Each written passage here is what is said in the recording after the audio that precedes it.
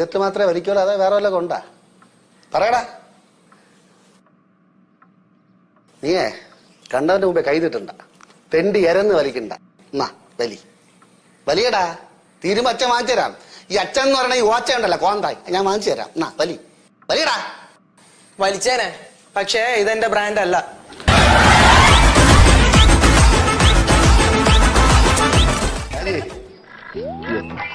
ഭർത്താവ് സുഖം തന്നെ?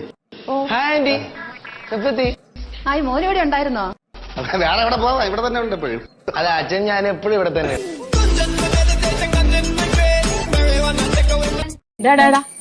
വണ്ടി എടുക്കാൻ പോകണോ?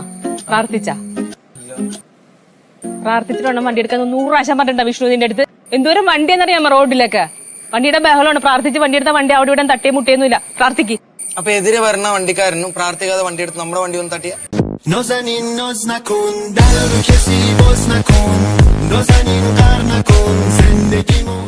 അല്ലെങ്കിൽ ഇപ്പൊ വരട്ടെ, ഞാൻ കാണിച്ചു കൊടുക്കാം. ഏച്ചിന്ന് അച്ഛൻ പൈസ മൊത്തം എടുത്തിട്ട് ചിറ്റപ്പ എന്ത് കാണിക്കാൻ ഇറ്റപ്പാ? ചേച്ചി എന്തോ പറയണേ? അച്ഛൻ വെറും 15,000 രൂപയല്ലേ എടുക്കത്തുള്ളൂ, ബാക്കി പൈസ മൊത്തം അവർ സേഫ് അല്ലേ? ആ, നിന്റെ അച്ഛനല്ലേ ആള്? ഒരു ചായ കുടിക്കാനുള്ള പൈസ പോലും ബാക്കി കാണില്ല. അമ്മമ്മക്ക് ചായ കുടിക്കണ അടുക്കള പോയി തിളപ്പിച്ച് കുടിച്ചാ പോരെ? എന്തിനാ അക്കൗണ്ടിൽ നിന്ന് എടുക്കണം അമ്മേനെ?